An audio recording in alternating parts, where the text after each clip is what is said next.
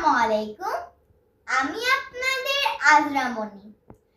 আজ আমি আপনাদের খুব সুন্দর ছোট্ট একটা ইসলামিক গল্প বলবো। তাহলে চলুন শুরু করি।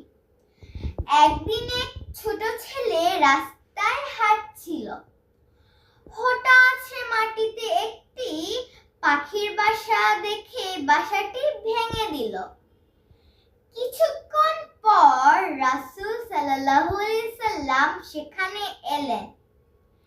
তিনি ছেলেটাকে ডেকে বললেন, তুমি জানো আল্লাহ তার সব সৃষ্টি পাখিদেরকেও ভালোবাসেন?